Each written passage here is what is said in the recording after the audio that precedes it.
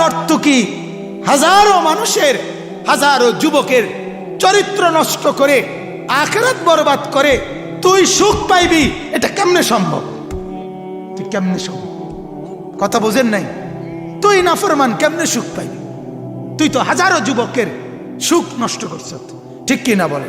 হাজারো যুবকের জিন্দিগিটা বরবাদ করে দিছ তোর ওই হাসির ফান্দে পড়িয়া। ছেলেটা শেষ, পোলাটা মনে করছি এটাতেই জীবন, অথচ এতে সারা রাত এই নর্তকী চায়, সারা দিন এই উলঙ্গ ছবি দেখে, সে মনে করে কি মজা না লাগতে আছে। আসলে তো তার জীবনটা সুন্দর একটা জ্বালানো বাতি, ধীরে ধীরে ক্ষয় ক্ষয় শেষ হয়ে যাচ্ছে। হাতে ধরে সুন্দর একটা যৌবন, হাতে ধরে তাগড়া একটা জওয়ানি শেষ হয়ে গেল, শেষ হয়ে গেল। এই নর্তকী দেখতে দেখতে, এই সিনেমা দেখতে দেখতে, এই নায়িকার নাচ দেখতে দেখতে, ওদের হাসি, ওদের এই মায়াবী নাচ দেখে দেখে এই ছেলেদের জীবন শেষ। তাহলে লাখো যুবকের জীবন নষ্ট করে তোর জীবন গড়বে, এটা কেমনে সম্ভব? কথা বলে কিভাবে সম্ভব? কিভাবে সুখ বাবা? হাজার মানুষের ঘরে আগুন লাগাইয়া তুমি সুখে ঘুমাইবা, এটা কিভাবে সম্ভব? কিভাবে সম্ভব? এই জন্য বাপ, প্রথম কথা হলো 10 জন হোক, আমি 2 জন আল্লাহর বান্দার কাছেও বলতে রাজি। আমার এটা আপনারা জানেন, আমার তবিয়ত, আমি কোনোদিন সংখ্যা গুণে ওয়াজ করি না, সংখ্যা গুই না, শ্রোতার পরিমাণ হিসাব করে আমার জিন্দিগির আজ আমার এই তিল তিল করে বলে যাওয়ার বয়স প্রায় 17-18 বছর। আমি নিজেও ভাবতে অবাক লাগে, 16-17 বছরের উপরে হয়ে গেছে। এই তো সেদিন আমার মনে হয় এখনো, এই তো কয়দিন আগেও সোনাকান্দা থেকে কত আমি হাইটা আসছি, রিক্সায় আইছি। আজ আমার জিন্দিগির এই কর্মের আল্লাহর কথা বলার এই সময়টাও 16-17 বছর পার হয়েছে। সুখে দুঃখে, পাওয়া না পাওয়া, মূল্যায়ন অবমূল্যায়ন, কোনো কিছুতে বাজান এক বিন্দুর জন্য পিছপা হই নাই। পিছপা কে শুনতে চাইছে, কে শুনতে চায় নাই, কে মূল্যায়ন করছে, কে মূল্যায়ন করে নাই, কে মনোযোগ দিছে, কে মনোযোগ দিছে না, কে সুনাম করছে, কে দুর্নাম কইছে, কে আগাইয়া নিছে, কে ফিচ্ছাইয়া দিছে, কে আগায়া দিছে, কে ভাঙ্গা লাইছে, কিচ্ছু ভাবিনি। কারো বিরুদ্ধে কোনো অভিযোগ নাই, সবার জন্য কল্যাণ কামনা করি, সবার জন্য আল্লাহর কসম, সবার জন্য কল্যাণ কামনা করি। আজ এই বয়সে এসে এখন অনুভব করি, একেবারে দিল থেকে অনুভব করি, যার কারো প্রতি কোনো বিদ্বেষ নাই, সবার জন্য চাই আমি যেন সবাইকে নিয়ে, অথবা আমি যেন সবার সাথে একত্রে যেন জান্নাতি হই। ভাই আপনারা জান্নাতে হইলে আমাকে সাথে নিয়েন, অথবা আমি জান্নাতি হইলে চাইবো আমি আপনাদেরকে সাথে নিয়ে যাই। একটা ভাবে আপনাদের সাথে আমি, আমার সাথে আপনারা মিলেমিশে আমরা সবাই যেন হই জান্নাতি। কি বলেন বাপ? এটাই তো মাকসাদ, এটাই জিন্দেগির মাকসাদ হওয়া উচিত। কারে ধাক্কাইয়া কে আগাইব, কারে ধাক্কাইয়া কে আগাবে? হ্যাঁ, গন্তব্য তো একই জায়গায়, ঠিক কি না বলেন না? কে কারে ধাক্কাইয়া আমার কবর আপনি কেমনে ঠেকাইবেন, আপনার কবর আমি কেমনে ঠেকাবো? হ্যাঁ, আমার দুনিয়ার বেঁচে থাকা, আপনার দুনিয়ার আমার বেঁচে থাকা, প্রত্যেকের আমরা অচিরেই গন্তব্য আমাদের কবর, ঠিক কি না বলেন? অচিরেই গন্তব্য কবর, অচিরেই গন্তব্য। আজকে এই যে যিনি, এই চাচাজানের নাম কি ছিল? জনাব ফরিদউদ্দিন সাহেব। হ্যাঁ, আমার পুরা মনে আছে, উনি আমার ওই মসজিদের সামনে ঈদগার মাঠে দাঁড়াইয়া আমারে কইছিল যে আমি মাহফিল করুম, কথা দিলাম, তবে শর্ত দেন আমনে যাইবেননি। আমারে বলছিল, আমিও ওনারে ওইখানে দাঁড়াইয়া বলছিলাম যে আমি যাবো, কইলাম, আমিও আদা দিলাম আমি যাব। ঠিকই আজ তিনি নাই, আজকে তার বাড়িতে এই মাহফিল হইতেছে। কি আশ্চর্য না দুনিয়া, কি আশ্চর্য! চলজ্জান্ত একটা মানুষ আমাদের চোখের সামনের প্রতিনিয়ত আমরা দেখি বাজান, চোখের সামনের একটা জলজ্জান্ত মানুষ, হাত নাড়াইতো, পাও নাড়াইতো, চোখ খুলতো, কথা বলতো, হাঁটতো, চলতো, ফিরতো, এরকম একটা জলজ্জান্ত মানুষ, আর হাতও নড়ে না, পাও নড়ে না, এভাবে লাশ হয়ে যায়, এভাবে কবরে চলে যায়। কি আশ্চর্য এটা, কি আশ্চর্য! কাফা বিল মাউতে ওয়াইজান। আল্লাহর নবী এজন্য বলছে, আমার উম্মত আর কিছু লাগবে না, মাঝে মাঝে মৃত্যুর কথা মনে কইরো, মাঝে মাঝে লাশ মনে কইরো, মাঝে মাঝে কবরস্থানের দিকে তাকাইয়া কবরের উপরের সৌন্দর্য, কবরের উপরে লাইট, কবরের উপরে বাতি, কবরের উপরের মধ্যে টাইলস, কবরের উপরে মার্বেল পাথর, আমার উম্মত এটা তাকাইও না। এই তরতাজা মানুষটা যে একটা বালু লাগতে দিত না শরীরে, যে কোনোদিন একটা জামা ময়লা পড়তো না, যে লেফ আর কম্বল ছাড়া ঘুমাইতো না, যে সোফা ছাড়া বসতো না, যে 3 বেলা খানা খাইতো, 2 বেলা নাস্তা করতো, যে কত মানুষের সাথে হাঁটতো ফিরতো, ওই জলজ্জান্ত মানুষটা ওই মাটির মধ্যে কবরের ভেতরে আলোহীন, বাতাসহীন, খাদ্য খাবার বসত ভিটা, কোন রকমের আসবাবপত্র ছাড়া এভাবে বছরের পর বছর পড়ে আছে। এটা কি আশ্চর্য, কি আশ্চর্য! আল্লাহর নবী বলেন, যদি শুধু এটা একবার ভাবো, মনোযোগ দিয়া, মন দিয়া কেউ যদি ভাবো, দোস্ত, আল্লাহর নবী বলছে নসিহতের জন্য, ওয়াজের জন্য এটাই যথেষ্ট। আমাদের হাটহাজারী মাদ্রাসার একজন বড় বুজুর্গ আছেন, এখন একদম অসুস্থ হয়ে গেছেন, হযরত মাওলানা মমতাজুল করিম বাবা হুজুর বলতো ওনাকে, অনেক বড় আল্লাহওয়ালা বুজুর্গ আলেম। একবার উনারে মাহফিলে বয়ান করতে দিছে, বয়ানে বৈশা উনি বলতেছে, একদিন এই দুনিয়ায় ছিলাম না, এরপরে আল্লাহ পাঠাইছে, একদিন অচিরেই এই দুনিয়ায় থাকবো না, কাজে স্থায়ী যেখানের জন্য যাব, আমাদের সবাইকে তার জন্য পুঁজি বানানো দরকার। ওয়া আখির দাওয়ানা আলহামদুলিল্লাহ রাব্বিল আলামিন।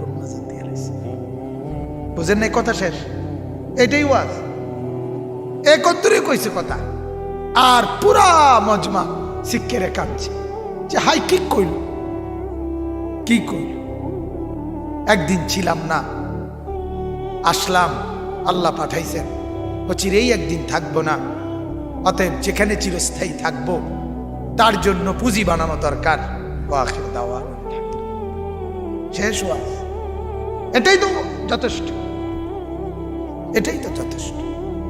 আমার বন্ধু, আমার জওয়ান ভাই, মুরব্বী, পর্দার মা বোন, সবাই ভাবেন, সবাই ভাবেন, সবাই ভাবেন, সবাই ভাবেন। আজ আপনারা আপনাদের ঘরগুলোতে যে টেলিভিশন চালাইতেছেন, আপনাদের সন্তানদেরকে কিসের সবক শিখাইতেছেন? অবৈধ ভালোবাসার নয়? কথা বলেন না কেন? আপনাদের ঘরে ঘরে যে নাটক সিনেমা চলতেছে টেলিভিশনে, তো এটার মধ্যে নাজায়েজ ভালোবাসার সবক হচ্ছে না? তাহলে এই গুনার অংশীদার আপনি হইতেন না? কথা কয় না? আপনার ছেলে যে আরেক মেয়ের সাথে প্রেম করে, এই গুনার অংশীদার আপনি বাপ হইতেন না? কি ভাবেন বিষয়টা? কি ভাবেন? নাই তো সন্তান আপনার কাছে দিছে কেন আল্লাহ? হ্যাঁ, প্রতিটা মানব সন্তানকে আল্লাহ তাআলা লাওয়ারিস পাঠাইছে পৃথিবীতে। কথা বলে না কেন? তাইলে তার অভিভাবক নেই? তাহলে অভিভাবকের কোনো দায়ভার থাকবে না? ওই যে ছোট বাচ্চা কোলে নিয়া ওই ভাই দেখেন বসে আছে, এই আদর, এই মহব্বত কে দিল? আল্লাহর দেওয়া, আল্লাহর দেওয়া। এটাকে আপনি নষ্ট করে দিলেন, ছেলেটাকে নষ্ট করে দিলেন আপনার হাতে টেলিভিশন দেখাইয়া। মুসলমান আত্মমর্যাদা থাকলে, আখিরাতের ভয় থাকলে, কবরের অনুভূতি থাকলে মুসলমানের ঘরে রঙিন টেলিভিশন চলতে পারে না, যদি কারো বুঝ থাকে। মূল কথা হলো আল্লাহ বলছে, ইয়ালামুনা যাহিরাম মিনাল হায়াতিদ দুনিয়া। বান্দা, মাটির উপরের দিক, এই জমিনের উপরের অংশ, এটা খুব ভালো বুঝে ফেলেছ, কিন্তু কোনো কাগজ নাই এখানে, দেখাও না। আচ্ছা থাক, আল্লাহ বলেন ওয়াহুম আনিল আখিরাতি হুম গাফিলুন। থাক, আল্লাহ তাআলা বলেন, বুঝাইছেন আর কি, যে মনে করেন এই কাগজের এই পিঠে অনেক লেখা, ওই যে হ্যান্ডবিল থাকে, এখানে লেখা থাকে না, আর ওই পিঠটা কি খালি সাদা থাকে কিনা বলেন তো? এটাও তো ফিট, এটাও তো ফিট। এই কাগজের দুইটা ফিট কিনা বলেন না? এই পিঠে তো এত লেখা, পুরাইয়া ফেলাইলা, এই পিঠটা তো একদম খালি।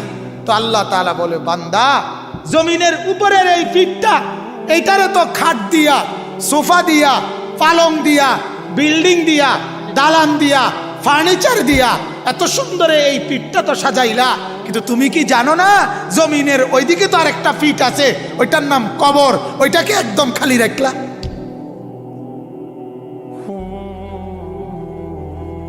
এই মাটির হেদিকে আরেকটা পিঠ আছে না, তো ওই পিঠেতে কিছু নাই? ওই পিঠের জন্য কি কিছু লাগবে না? সেই পিঠ খালি কেন? সেজদা কোথায়? নামাজ কোথায়? বন্দিগি কোথায়? কত টাকা দিবানিশি কামাই করলে শেষ পর্যন্ত কত বছর বয়সে তোমার অভাব আর থাকবে না, এই ঘোষণা পৃথিবীতে কোনো গবেষণায় ধরা খাইছে নিয়ে পর্যন্ত? কথা কয় না। একটানা একজন মানুষ দিবানিশি কত বছর পরিশ্রম করলে এরপরে তার অভাব আর থাকে না? দেখ কত বছর, কথা কয় না নজরুল ভাই? স্যার আপনি বলেন, বলা যাবে কখনো? আছে এমন কোন থিওরি? আরে এমন কোন থিওরি আছে কিনা? যেদিন আপনি কবরে যাবেন, যেদিন আপনার নিঃশ্বাস বের হবে, সেদিনও আপনার ঘরের জরুরত থেকে যাবে, থাকবে থাকবে থাকবেই। হয় নুন নাই, নয় পেঁয়াজ নাই, নয় দৈন্যতা নাই, নয় কাঁচামরিচ নাই, আরেকটা ঘর নাই। হয়তো চেয়ারের খুঁড়া ভাঙ্গা গেছে, নয়তো জানালার সিটকারি নষ্ট হয়ে গেছে। কথা বলেন না কেন? হয়তো বদনা দিয়া পানি পড়ে, নয়তো জগ ফাইটটা বাইরে হালাই দিছে। আমি বুঝাইতে চাইতেছি, জরুরত কোনোদিনও শেষ হবে কি? 900 বছর হায়াতে দিবানিশি মেশিন চালাইলো, টিয়ার মেশিন, তারপরেও কি হবে না? অভাব চলে। এটার নাম দুনিয়া, এটার নাম দুনিয়া, এটার নাম দুনিয়া। অতএব বুঝতে শেখেন বাপ, একটু ভাবেন, একটু ভাবেন। ফাতাবিরু ইয়া উলিল আবসার, ও বিবেকবানরা, আল্লাহ বলে ও চক্ষুওয়ালারা, চোখ যাদের আছে, আল্লাহ বলে ও চোখওয়ালারা, একটু ভাবো না। ফাতাবিরু, একটু ভাবো, একটু ভাবো, একটু ভাবো। এত বড় দুইটা চোখ দিয়ে এত বড় সৃষ্টিটা দেখার পরেও আমাকে চিনো না, ঘটনাটা কি? আল্লাহ কোরআন এই জন্য বলছে, আহ ওয়া নাহশুরুহু ইয়াউমাল কিয়ামাতি আ'মা, নাফরমানকে আমি, আমার নাফরমান বান্দাকে আমি হাসরের দিন অন্ধ বানাইয়া উঠাবো। কোরআনের আয়াত। কি বানাইয়া? অন্ধ বানিয়ে। ক্বালা রাব্বি লিমা হাশারতানি আ'মা ওয়া ক্বাদ কুনতু বাসীরা।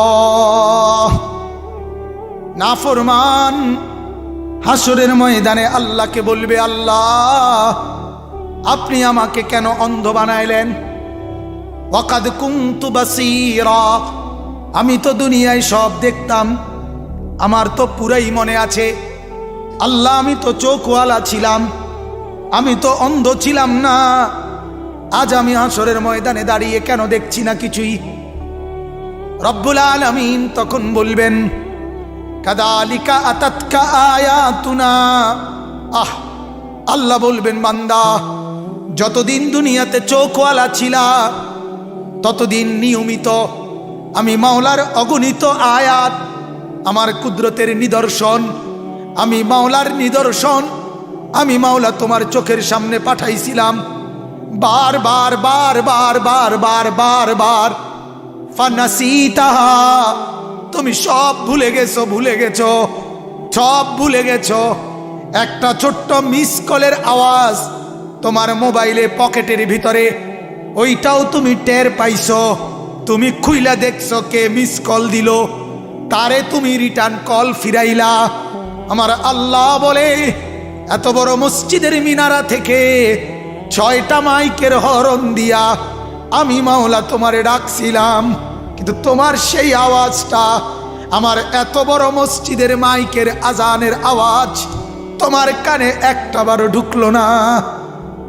কি ব্যাপার বান্দা, কি ব্যাপার? আল্লাহ বলবেন, বান্দা, এভাবে আমার কুদরতের নিদর্শন চতুর্দিকে এসেছিল তোমার চোখের সামনে, ফানাসিতাহা, তখন তুমি ভুলে গেছিলা আমি আল্লাহকে। ফাকাযালিকাল ইয়াউমা তুনসা, আজকে আমি মাওলা ভুলে গেলাম তোমাকে। যা চাঁদ থেকে বেটা সর,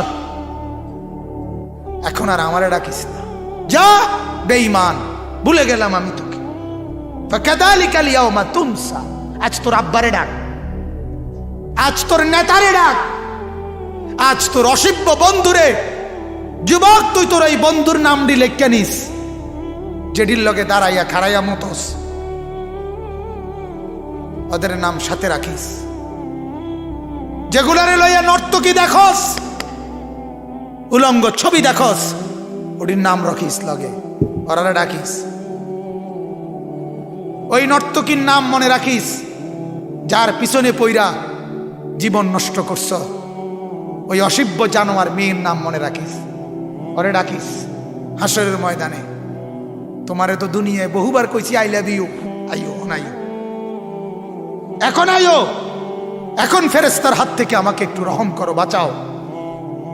কোরআনুল কারীমের মধ্যে আছে, উহশুরুল লাযীনা যালামু ওয়া আজওয়াজাহুম। আহা, কোরআনের আয়াত। আল্লাহ বলবে ফেরেশতাদেরকে, ও ফেরেশতারা, হাসরের এই মাঠ থেকে যত নাফরমান এগুলারে একত্র করো।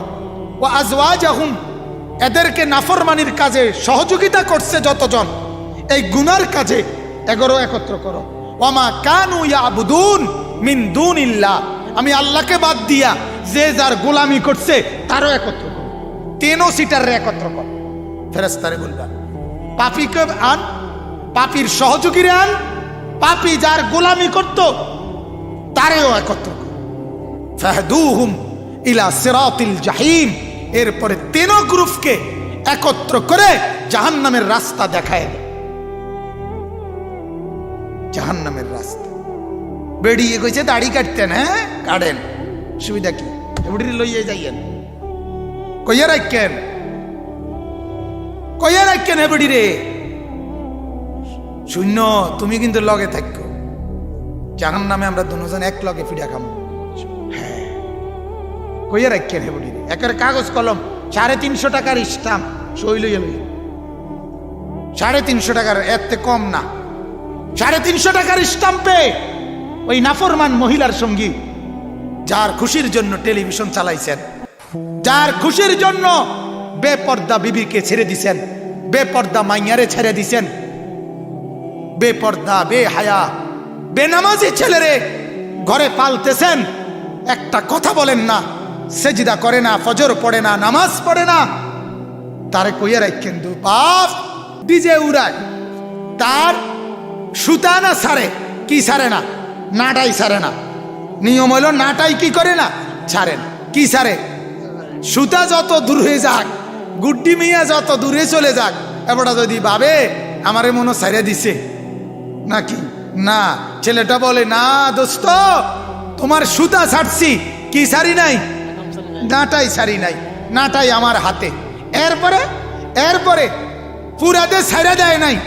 এটার প্রমাণের জন্য যেই ছেলে ঘুড়ি উড়ায়, সেই ছেলে ঘুড়ির আগার রশি মাঝে মধ্যে এই এমনি এমনি কুদুর কুদুর টান টেনে দেয়, এমনি এমনি টান দেয় না, টান দিলে ঘুড়ি হে মাথা টের পায় না, ও ওটা গেছে না, ওটা ধরে রাখছে।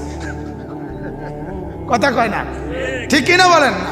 আমরা তো ছোটবেলায় কুদুর কাদুর উড়াইছি, তো আমি এত ভালো পারতাম না, বাকি একটু একটু উড়াইছি, তো এটা তো দেখতাম, এরম করতে পোলা পাইনি, ঠিক কিনা বলেন? আল্লাহ তাআলা বলে, বান্দা 60 বছরে আমি তোমার হায়াতের সুতানা ছাড়ছি, নাটাই ছাড়ি নাই, নাটাই আমার হাতে। কার হাতে?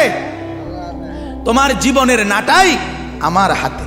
গুড্ডির মতো আমি সুতা ছাড়ছি, কিন্তু নাটাই ছাড়ি নাই। এরপরে আল্লাহ বলে, আমি যে তোমার একবারে ছাড়ি নাই, এটার প্রমাণের জন্য মাঝে মধ্যে জ্বর, সর্দি, কাশি, মাথা ব্যথা, পেটের অসুখ, বিভিন্ন রকমের রোগ ব্যারাম, অ্যাক্সিডেন্ট, দুর্ঘটনা, বিপদ, টেনশন, অস্থিরতা, এগুলো দিয়ে একটু একটু টান দিয়ে দিয়া বুঝাই আমি আসি, আমি আসি বান্দা, আমি তোমাকে ছেড়ে দেই নাই। ছেড়ে দিলে জ্বর আইলো করতে, তুমি তো জীবনও চাও না। পৃথিবীর কোন মানুষ চায় আমি অসুস্থ হই? ঠিক কিনা ভাই? কেউ কি চায়? তাহলে কে দেয় তাহলে অসুস্থতা? আল্লাহ দেয়। ওই মানে গুড্ডির আগার সুতা দইরা কি দেয়? টাইনা টাইনা কয়, বান্দা আমারে ছাইরো না, আমি আসি, আমারে ভুলো না। কিন্তু বান্দা বড় নাফরমান, এত টানের পরেও হেতের কথা হেতে এমন বেশও বইছে, বেশত এমন বেউস হইছে, হেতে এটা লড়েও না, মাতেও না, আসেও না, কান্দেও না। হেতের কথা হইল আমার বিড়ি বিড়িয়ে, আমার গফ গফে, আমার নর্তকী দেখা দেখাই, আমার নাটক নাটকে, আমার সিনেমা সিনেমায়, সাদওয়ানে এই যে টেলিভিশন চলতে আছে, রাত নাই দিন নাই, নাফরমানের কত চিন্তাও নাই।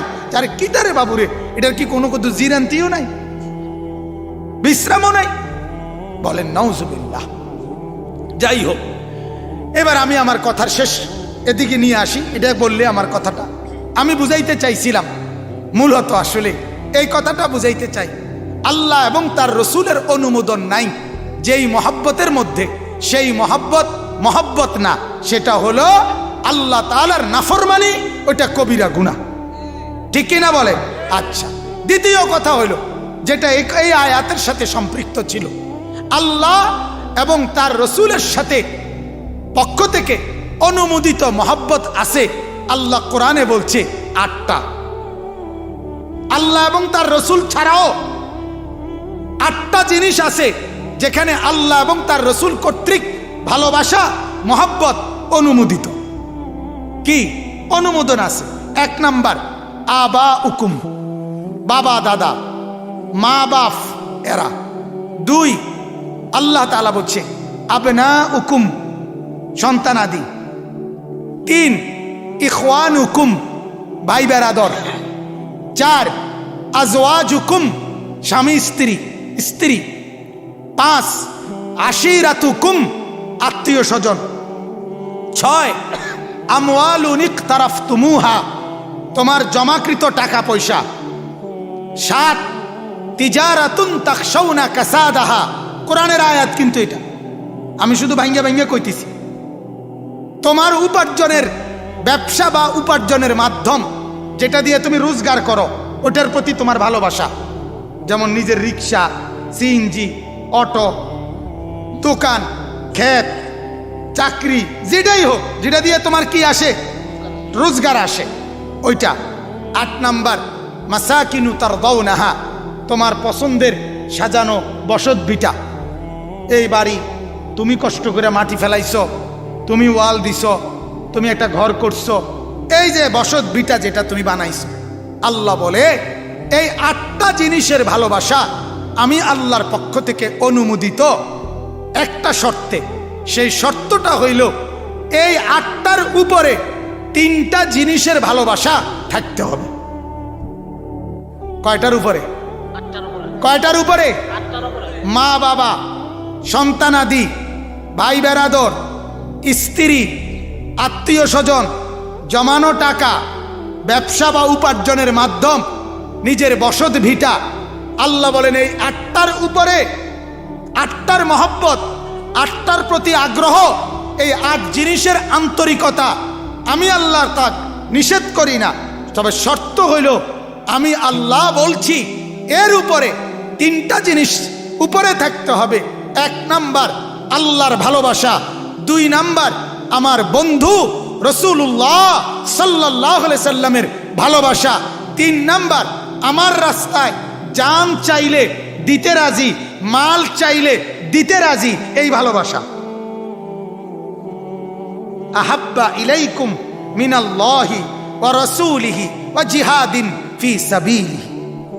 আল্লাহ বলে যদি এই 3টি ভালোবাসা এগুলোর উপরে থাকে, মা বাপকে ভালোবাসো কিন্তু উপরে থাকবে এই 3টা, সন্তানকে ভালোবাসো উপরে থাকবে এই 3টা, ছেলে মেয়েকে ভালোবাসো, স্ত্রীকে ভালোবাসো, ভাই বোনকে ভালোবাসো, আত্মীয়কে ভালোবাসো, টাকাকে ভালোবাসো, সব ভালোবাসো, কোনো মানা নাই, কিন্তু উপরে থাকবে আল্লাহর ভালোবাসা, রসুলের ভালোবাসা, আমার রাস্তায় জান মাল উৎসর্গ করা, জিহাদ করা, কোরবানি করা, এই ভালোবাসা। আল্লাহ বলেন যদি এটা না হয়, 8টা যদি উপরে উঠে যায়, 3টা যদি নিচে নাইমা যায়, আমি যেমনে কইছি এমনি না থাকে, ফাতারাব্বাসু, তাহলে অপেক্ষা করো, হাত্তা ইয়াতি আল্লাহু বিআমরি, আমার আযাব আসা পর্যন্ত আমি তোমারে দেখে ছাড়ব। আল্লাহর ওয়াদা এটা, আল্লাহর চ্যালেঞ্জ এটা, কোরআনের আয়াত সূরা তাওবার মধ্যে আছে।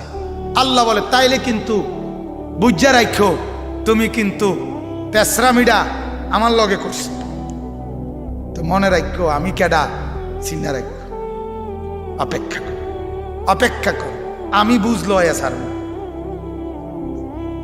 আমি মাওলা বুঝ দিব। তুমি আমারে যেমন রহমান শুনছ, আমি যে কাহার এটা শোনো নাই মনে, এটা তুমি টের পাইছো না মনে। আমি দয়াবান এটা মনে টের পাইছো, কিন্তু আমি যে প্রবল রাগান্বিত এটা টের পাইছো। তুমি আমার রহমত দেখছো, তুমি আমার আযাবের খেলা দেখছো না। ওয়া আন্না আযাবি হুয়াল আযাবুল আলীম। আল্লাহ বলে বান্দা শুনো, আমার আযাব কিন্তু বড় ভয়ঙ্কর আযাব, বড় ভয়ঙ্কর আযাব। এখন আসেন, তাইলে উপরে থাকবে কার ভালোবাসা? উপরে থাকবে এরপরে কার? রাসূলুল্লাহ সাল্লাল্লাহু আলাইহি ওয়াসাল্লামের ভালোবাসা। এরপরে কার? আল্লাহর রাস্তায় জান মালের জিহাদ, অর্থাৎ আল্লাহকে বলে দেওয়া, আল্লাহ আপনি যদি জীবন চান, আপনার জন্য, আপনার বন্ধুর জন্য দিতে রাজি। ওই যে ওমর, মনে আসেনি? ওমর যখন বলছিল ইয়া রাসূলুল্লাহ লা আনতা আহাব্বু ইলাইয়া মিন কুল্লি শাইইন ইল্লা মিন নাফসি, ও নবী আপনি আমার কাছে সব কিছুর চাইতে প্রিয়, তবে আমার জানটা ছাড়া, জানটার লাগে বেশি মায়া লাগে। আল্লাহর নবী বলছে লা ইয়া ওমর, ওমর এখনো তুমি ইমানদার হতে পারো নাই, যতক্ষণ না জানের চাইতেও বেশি আমি নবীকে ভালো না বাসবা, ততক্ষণ ইমানদার হইতে পারবা। হযরত ওমর 1 সেকেন্ডে, দেখেন পলকে ড্রাইভাররা, গাড়ির ড্রাইভাররা তারা সেকেন্ডের ভিতরে সিদ্ধান্ত নেয় ওভারটেক করবো কিনা। কথা বুঝিনি? হেতে কিন্তু এটা বহুত সাংঘাতিক। হ্যাঁ, মিনিট লাগে না, সেকেন্ডের ভিতরে শেষ ফয়সালা করে লাইতে হয় যে আমি ওভারটেক করুম কিনা এটারে, নাইলেই কিন্তু বাড়ি খেয়ে লেব দম করে। হযরত ওমর সেকেন্ডের ভিতরে চিন্তা করছে যে নবী কইল আমি এখনো ইমানদার হইতে পারি নাই, যদি এইটা আরশে আজিম পর্যন্ত গ্র্যান্টেড হয়ে যায় তো আমি শেষ। এই জন্য ওমর সাথে সাথে ভাবছে, আচ্ছা যদি এখন নবী বলে নবীর মহব্বতে জান দিতে পারুমনি, ওমরের দিল বলছে অবশ্যই নবীর জন্য জান দিয়েই তো দেব। ওমর বলছে ইয়া রাসূলুল্লাহ কথা সংশোধন করলাম, আপনি আমার কাছে আমার জানের চাইতেও বেশি প্রিয়। আল্লাহর নবী বলেন আল আনা ইয়া ওমর, হ্যাঁ ওমর এখন পূর্ণ ইমানদার হইলা। সুবহান সুবহান। এজন্য আল্লাহর জন্য, রসুলের জন্য জান চাইলেও দিতে রাজি, মাল চাইলেও দিতে রাজি, সব সব সব। আমার পকেটে এগুলো আমার টাকা, আমার বুঝলাম আমি, কিন্তু আল্লাহর জন্য চাইলে প্রয়োজনে সবটুকু দিয়ে দিলেও এরপরও অসন্তুষ্টি দিলের মধ্যে আসা যাবে না। সেখানে তো আল্লাহ তাআলা, আল্লাহর রসুল আমাদের কাছে ইসলামের নামে কোনোদিনও সবটুকু চায় না, ঠিক কি না বলেন? সেখানে তো 40 টাকায় 1 টাকা যাকাত চায়, টাকাইতে এটা দিত রাজি, এটা দিত রাজি। বাবার সম্পত্তির থেকে তুই পুরুষকে 2 ভাগ দিছে, বোনকে অর্ধেক দিছে, এটুকু দিতে রাজি না। কিতা বোন থাকতে না এক লগে, তাহলে আর থাকতে না, ভাই বোনের সম্পর্ক রাখতে না, নিগাইবা জমি নিগাইবা। মানে এটার মতো নিকৃষ্ট মানুষ যে বোনকে সম্পদ দেয় না, তার মতো নিকৃষ্ট মানুষ আল্লাহর জমিনে আর কেউ নেই। কি লেগে জানেননি? কি লেগে? মূল কারণ হলো তুমি বেটা পৃথিবীর বাকি সব মানুষের সাথে চাচা, মামা, ফুফা, খালু, জেডা, শালা, দুলাভাই, সমুন্দি, শ্বশুর, শাশুড়ি, 14 চোদ্দ গোষ্ঠীর লগে সম্পর্ক রাখতেছ জমি ছাড়া, এমনি সম্পর্ক। আইলে ভাত খাবাও, দাবাত দাও, বিরিয়ানি পাকাও, আঁশ, মুরকা, মাছ, তরকারি, চা, বন, ফাঙ্গাস, তেলাপিয়া, মোগলাই ফরোডা, সব কিছু জমির ছাড়া এমনি খাওয়াইয়া দাওয়াইয়া চলতেছে। কিন্তু বইনেরে খাওয়াইতে হইলে বইনে জমি সব দিয়ে লাইতে হইব। তো তুই ডাকাত না? কথা বোঝেন না কেন হাবিব ভাই? আমার কথাটা বুঝছিনি আমি। কে রে তুই তাহলে তোর চাচাতে জমি লস টাকা তোর মামার কাছে থেকে, যে মামা আমনে যদি আমার বাড়িতে কোনোদিন বেড়াইতে হয়, এই শর্তে বেড়াইতে না ইয়েন যতবার মনে হয়, কিন্তু 1 শতক জমি দিয়ে এলাম, আমি আমার বোনের তো লইছি। কথা বলেন, আপন বোন তাকে জমি দিবে না, কারণ তারে যে খানা দানা খাবাইব। বুঝেন নাই কথা? বোন বাইক না যে আইব, তারা যে আপনার ফাঙ্গাস তেলাফিয়া খাবাইব, এই কারণে জমি রেখে দিয়েছে। আর অন্য মানুষের কিন্তু খাবাইতে হইলে কি লাগে না, জমি দান লাগে না। হেরা এবড়ি খাইতে হইলে কি লাগবে? আস্তাগফিরুল্লাহ, আস্তাগফিরুল্লাহ। বড় নিকৃষ্ট মানসিকতা। এজন্য আমি বড় গলায় বলছি এই কারণে, আমি আমার বাবার রেখে যাওয়া বসত ভিটা, যেই ভিটার মধ্যে বসত, ওই বসত ভিটাও আলহামদুলিল্লাহ একেবারে 1 সুতা বোনকে, 3 বোনদেরকে হিসাব করে দিছি। বসতের হিসাব, বসতের হিসাব। আপনার মন চাইলে খবর নিতে পারবেন। আমার বোনরা 3 জনই জীবিত আছে আলহামদুলিল্লাহ। এই জন্য বড় গলায় কইলাম, এই জন্য সাহস করে বললাম। বান্দার হক কঠিন ব্যাপার, কঠিন ব্যাপার। এখন তাইলে আমরা এটা বুঝাইতে চাইলাম যে এই 8টা জিনিসের উপরে থাকবে কার মহব্বত? আল্লাহর। রাসূলুল্লাহ সাল্লাল্লাহু আলাইহি সাল্লামের আল্লাহর রাস্তায় জান মাল কুরবানি করা, এই 3 জিনিসের ভালোবাসা থাকবে উপরে। 8 জিনিসের ভালোবাসা তখন গ্রহণযোগ্য, গ্রহণযোগ্য। অতএব মা বাবা, বউ বাচ্চা, স্ত্রী সন্তান, পরিবার পরিজন, আত্মীয় স্বজন, টাকা রোজগার, ব্যবসা চালান, ইনকাম, আয় রোজগার, ঘর দুয়ার, দালান, বিল্ডিং, কোনো কিছুই আমাকে আল্লাহ বুলাইতে পারবে না, রসুল বুলাইতে পারবে না। ঠিক কিনা বলেন? এখন আপনি যে বিল্ডিং করতেন গিয়া, বাড়ি করতেন গিয়া, নামাজ ছুটে গেল। চা দোয়ানে চা বেচতে গিয়া আপনি যে 1 ওয়াক্ত নামাজ জোটে না। আপনি যে অটো সিএনজি চালাইতে গিয়া একটা সেজদা দেন না। আপনি ডাকাত কোন চাই, আপনার আল্লাহর কথা মনে আসেনি? কথা বলেন না কেন? আপনার ওই 3টা নিচে নেমে গেছে কিনা বলেন না? কথা বলেন না কেন?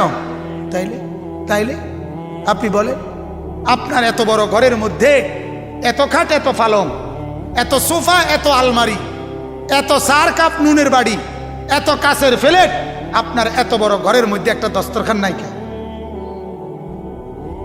কথা বলেন না কেন? কেন নাই?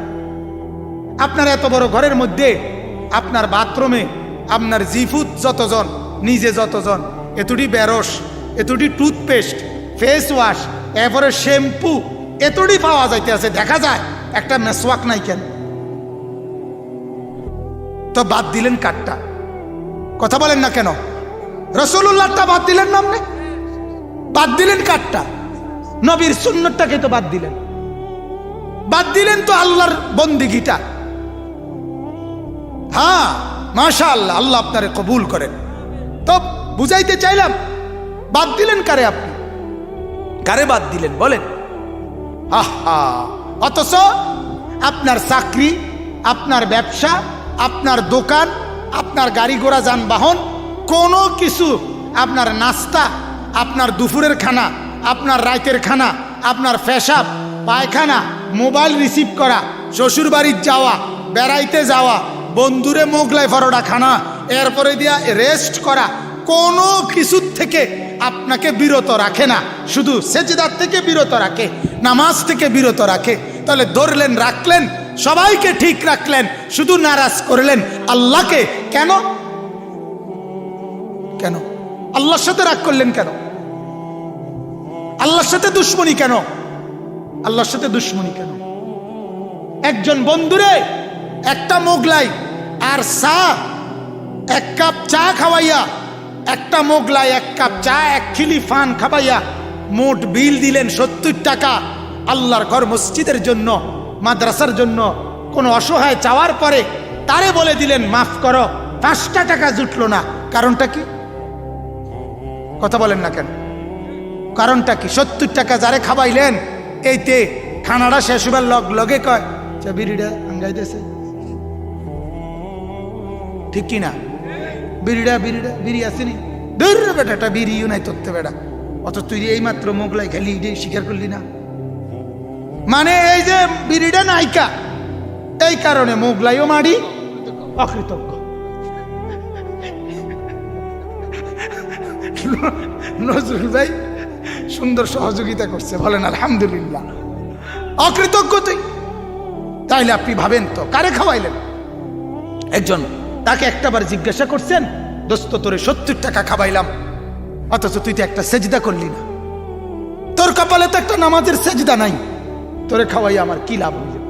আর ওই অসহায় যে হাত পাচ্ছিল তারে যদি আমি 2টা টাকা দিতাম, আল্লাহর কসম কোন অভাবীর হাতে 5টা টাকা দেওয়া, এটা যেন সরাসরি আল্লাহ পাকের কুদরতি হাতে দেওয়া। কার হাতে? এটা হাদিস না? কথা বলেন না কেন? হাসরের ময়দানে আল্লাহ জিজ্ঞেস করবে, ও আমার বান্দা, আমি তোমার কাছে একটু সহযোগিতা চেয়েছিলাম, তুমি আমাকে দেও নাই, ফালাম তুসাইদিনি, তুমি আমাকে সাহায্য করো নাই। তখন ওই নাফরমান বলবে, আল্লাহ আপনি হলেন রব্বুল আলামিন, কায়নাতের মালিক, আপনারে আমি সহযোগিতা করব কেমনে? আপনারে আমি দেবো কই থেকে? আল্লাহ তখন বলবেন, আমার এক অভাবী বান্দা তোমার কাছে হাত পাতছিল, সেদিন যদি তুমি তাকে দিতা, সেটা আমি আল্লাহর হাতে দেওয়া হতো। কার হাতে? মজার কথা শুনেন মুজাম্মেল ভাই, হযরত মাওলানা আবু তাহের মিসবাহ, বাংলাদেশের একজন শ্রেষ্ঠ বুজুর্গ আলেম, অনেক বড় মাপের সাহিত্যিক আলেম। ওনার একটা কিতাব আছে বাইতুল্লাহর মুসাফির, হজের সফরনামা, হজের। তো এখানে একটা আশ্চর্য কথা আছে। উনি প্রথম বছর যখন হজে যায়, শোনেন মজার কথা, এক ছোট বাচ্চা ছেলে উনারে 2টা চকলেট দিছিল, চকলেট ওনার হাতে। উনি যখন যেদিন বাইরে যাইতেছে আর কি, আজকে যাবে ফ্লাইটে, তো বাচ্চাটা ওনার এক আত্মীয় হবে, তো বাচ্চাটা চকলেট 2টা দিয়া ওনার হাতে বলছিল আল্লাহকে দিবেন। আপনি তো আল্লাহর ঘরে যাচ্ছেন, কারে দিয়েন? আল্লাহকে দিয়েন আমার এই চকলেটটা। ছোট বাচ্চা। হযরত মাওলানা আবু তাহের মিসবাহ বলেন, আমি নিজে পড়ছি এই ঘটনা, হুজুরের পকেটে সাথে করে এটা নিয়ে গেছে, ওই বাচ্চার আমানত না। তো চকলেট এটা আল্লাহর ঘরে নিয়ে সৌদি আরব নিয়ে উনি বলতেছে, আহা আমি বড় পেরেশান হয়ে পড়লাম যে এই বাচ্চার আমানত কি করবো আমি, এই 2টা চকলেট আমি কোথায় দিব? এ তো আমারে বলছে আল্লাহকে দিতাম, আল্লাহকে দিব কিভাবে? হযরত তখন বলেন, আমার তখন এই কলিজার ভিতরে আল্লাহর নবীর এই হাদিস মনে আসছে। তখন আমি একজন ওইখানকার গরিব, হ্যাঁ ওই মিসকিন যারা হাত পাতে ভিক্ষুক, আমি তাদের হাতে 2টা চকলেট দিয়ে সাথে সাথে ওই বাচ্চার জন্য দোয়া করে আল্লাহকে বলছি, আল্লাহ ওই বাচ্চার দেওয়া আমানত তোমার হাতেই দিলাম, কারণ তুমি তো বলছো অভাবীকে দিলে সেটা কারে দেওয়া? তোমাকে দাও। তো বাচ্চা তো চাইছিল কারে দিতে? আল্লাহকেই দিতে। তো আমি আল্লাহর নামে চাইছে, তা তাকে দিলাম। সুবহানাল্লাহ। অতএব আমার বাপ, আমার বলার উদ্দেশ্য হলো আল্লাহর ভালোবাসা, রাসূলুল্লাহ সাল্লাল্লাহু আলাইহি সাল্লামের ভালোবাসা, আল্লাহর রাস্তায় জান মাল কোরবানির ভালোবাসা, এটা মুকদ্দম, এটা অগ্রগণ্য, ঠিক কিনা বলেন না? এটা অগ্রগণ্য। এখন আসেন আর 2টা কথা। একটা কথা হলো আল্লাহর ভালোবাসা সবার ঊর্ধ্বে, ঠিক কিনা বলেন? কিন্তু আল্লাহ বলছেন আমার ভালোবাসা অর্জনের মাধ্যম সরাসরি না, সরাসরি আমার ভালোবাসার জন্য কি করণীয় তুমি বুঝ পাইতা না, এজন্য আমি একজন বন্ধু পাঠাইলাম। আমার এই বন্ধুকে তুমি দেখো, শোনো, গ্রহণ করো, মানো, অনুসরণ করো। তার সব কিছু আমার মহব্বতের, তার হাসি আমার পছন্দ করা, তার কান্না আমার পছন্দ করা, তার খাওয়া আমার পছন্দ করা, তার 24 ঘন্টা হাঁটা, চলা, উঠা, বসা, আহার, নিদ্রা, হাসি, কান্না, আনন্দ, বেদনা, উঠা নামা, রাত দিন, সকাল দুপুর, 24 ঘন্টার প্রতি সেকেন্ডের প্রতি নিঃশ্বাসের নড়াচড়া, উঠা বসা সব আমার মহব্বতের, আমার পছন্দের, তার সব আমি ভালোবাসি। তিনি হাসলেও আমি ভালোবাসি, কাঁদলেও ভালোবাসি, তিনি রাতেও তাকে ভালোবাসি, দিনেও তাকে ভালোবাসি। আমার এই বন্ধুকে অনুসরণ করো, 24 ঘন্টা পেয়ে যাবে তাকেও, পেয়ে যাবে আমাকে। সুবহানাল্লাহ, সুবহানাল্লাহ, বলেন আলহামদুলিল্লাহ। তাইলে আল্লাহর ভালোবাসা 1 নাম্বার, কিন্তু পেতে হলে অনুসরণ করতে হবে রাসূল পাক সাল্লাল্লাহু আলাইহি ওয়াসাল্লাম। তাহলে মিলে যাবে নবীর ভালোবাসাও, মিলে যাবে আল্লাহর ভালোবাসা। ঠিক কি না বলেন না? অতএব এটাই আয়াত, কুল ইন কুনতুম তুহিব্বুনাল্লাহ। ও নবী, আপনি বলে দেন যদি তোমরা পেতে চাও আল্লাহর ভালোবাসা। কার ভালোবাসা? কারণ 1 নম্বর কি? কথা বলেন, 1 নম্বর কি? ফাত্তাবিউনি। তাহলে আমার নবীকে বলছে আপনি বলেন, আপনি বলেন, তাহলে তোমরা আমাকে অনুসরণ করো। ইউহিব্বুকুমুল্লাহ, তাইলে আল্লাহ তোমাদেরকে ভালোবাসবেন। ওয়া ইয়াগফির লাকুম যুনুবাকুম। এখানে এটার উত্তরে এটাও আছে, ইউহিব্বুকুমুল্লাহ বললেই এটা আসে। অর্থাৎ নবীকে বলতে বলছে আপনি বলেন তোমরা আমাকে অনুসরণ করো, তাহলে আল্লাহ তোমাদেরকে ভালোবাসবে, আর আমি অসহায় নারাজ থাকব। কথা কয় না? নবী যদি এই কথাটা বলে যে ও আমার উম্মত তোমরা আমাকে অনুসরণ করো, তাহলে আল্লাহ তোমাদেরকে ভালোবাসবে। তাইলে আমনে যদি জিগান যে আমনে ভালোবাসতেন না, তো নবীজি হাসি দিয়া উত্তর দিবে কি এটা কি আবার বলতেও হয়? কথা বলেন না কেন? এটা কি আবার কম লাগে? আমার আল্লাহ ভালোবাসবে তারে, আমি তারে ভালোবাসতাম না, এটা কি কম লাগে আবার? এটা তো এমনি বোঝা যায়, এটা তো এমনি বোঝা যায়। ওয়াগফির লাকুম যুনুবাকুম। আর আল্লাহ বলে যাকে আল্লাহ ভালোবাসবে তাকে শুধু ভালোবাসবে না, আল্লাহ বলেন আমি তাকে সমস্ত গুনাহ অপরাধ এগুলো মাফ করে দেব।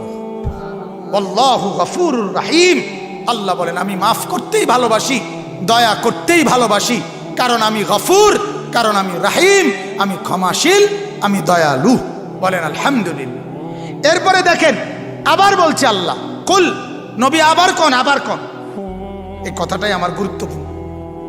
আবারও কোন, ওরা জানে শুধু ভালোবাসারে শুধু ভালোবাসা না বোঝে, এই জন্য আগের কথা আমি আবারও বলে নিছি। মহব্বত ভালোবাসা দিলে থাকে, কিন্তু মহব্বত জাহের হয় ইতাআত দ্বারা, আনুগত্য দ্বারা, অনুসরণ দ্বারা। মহব্বত বুঝাইতে হয় বাহ্যিক অঙ্গ প্রত্যঙ্গ দ্বারা। এজন্য আল্লাহ বলছে আবার কোন, কুল আতিউল্লাহ ওয়ার রাসূলা। ও নবী আবার বলে দেন তোমরা আল্লাহর আনুগত্য করো, রসুলের আনুগত্য করো। মানে নবী আবার কোন, বুঝে আবার কমনি কোনো বুঝে, আবার বলে দেন অনুসরণ, অনুসরণ, অনুসরণ, এটার নাম ভালোবাসা, ভালোবাসা, ভালোবাসা। আল্লাহ আমি কিন্তু সাপ দিয়ে কইলাম, নবী আমনে 2 বার কোন, ডবল কোয়াইলাম, ডবল। আমরা অনেক সময় কথার গুরুত্বের কারণে, হ্যাঁ অবশ্যই যাবি, অবশ্যই যাবি, ভুল করবি না, ভুল করবি না, কিন্তু খেয়াল করে যাবি, অবশ্যই যাবি, মনে করে যাবি, কিন্তু আও বুঝছি তো জামু তো কইছি, এরপরও কম যায় না তুই, তোর যে অবস্থা তুই বেখেয়ালি। ঠিক কিনা বলেন না? আমরা বলি কিনা? অবশ্যই যাবি, হ্যাঁ ভুলে যা, সারা কইতেছে ভুলে যায়।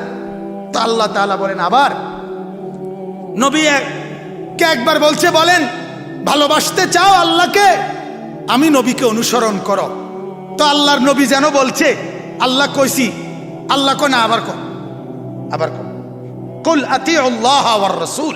আবার বলেন, আবার বলেন, আরে আবার কোন, বুঝছো নি?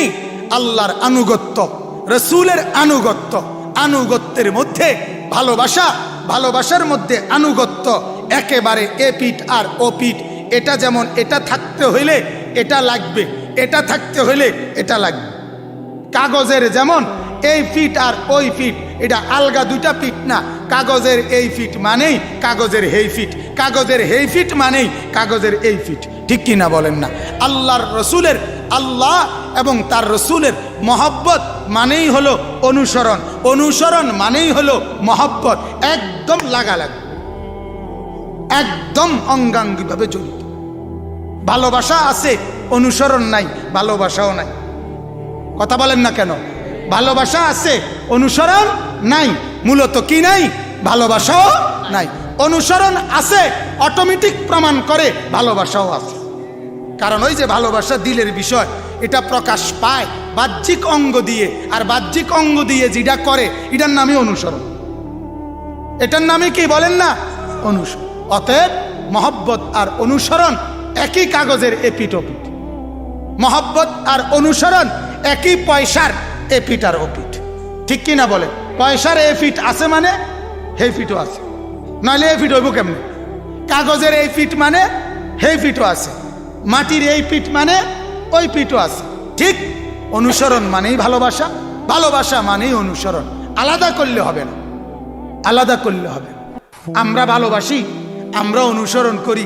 তারা আপনার মেসওয়াক করলে কি হইব, তারা দাড়ি রাখলে কি হইব, তারা শুদ্ধ কোরআন শরীফ পড়লে কি হইব, তারা আপনার এত মসজিদ মাদ্রাসা পড়াইলে কি হইব, তাদের মধ্যে নবীর মহব্বত নাই। এটা আমনে কইতে থাকেন, আমিও হুনতে থাই। আমরা মিল্লা জিল্লা হাসরের ময়দান পর্যন্ত অপেক্ষা করি, আশা করি ইনশাআল্লাহ ওইখানে ফয়সালা হয়ে যাবে। ওইখানে কি হয়ে যাবে? দোয়া করেন ওই পর্যন্ত যাতে সবাই যাইতে পারি। বাকি দোয়া না করলেও যাইতে হইব। হ্যাঁ, দাওয়াতুল বাসনের বিষয় আছে ইনশাআল্লাহ, কোনের দরকার নেই, এটা জানেননি। মনে করেন হাসরের মাঠ কায়েম হবে ইনশাআল্লাহ। কীর্তন করেছেন ইনশাআল্লাহ। আল্লাহ যদি চায়, আল্লাহ চাইয়া রয়েছে, ঘোষণা দিয়ে রাখছে, ফয়সালা দিয়ে রাখছে। কথা বুঝেন নাই আপনি? কোরআন সত্য ইনশাআল্লাহ। না না না, কীর্তন করেন ইনশাআল্লাহ, এটা তো ফয়সালা আছে, অকাট্য কথা না এটা। এই জন্য হাসরের মাঠ কায়েম হবে নিশ্চিত কিনা? অতএব এটাই আমি আবারও বললাম, আজকে আপনাদের কাছে আমার অনুরোধ এটা বাজান, আমরা আল্লাহকে ভালোবাসি, আমরা রাসূলুল্লাহ সাল্লাল্লাহু আলাইহি ওয়াসাল্লামকে ভালোবাসি। আর নবীজির ভালোবাসা, নবীজির অনুসরণ, এটা আমাদের দুইটা লাভ দিবে। আল্লাহর ভালোবাসাও হাসিল হবে, আল্লাহর আনুগত্য হাসিল হবে, জান্নাতও মিলে যাবে। এখন শেষ কথা হইল, নবী সাল্লাল্লাহু আলাইহি সাল্লামকে ভালোবাসা, ওলামায়ে কেরাম কিতাবের মধ্যে লিখছে, কোন ব্যক্তি নবীজির সাথে সম্পর্ক, আল্লাহর নবীর সাথে ভালোবাসা তার, এটা বোঝা যাবে। এটার মৌলিক সিমটম, চিহ্ন তিনটা জিনিস। কয়টা জিনিস?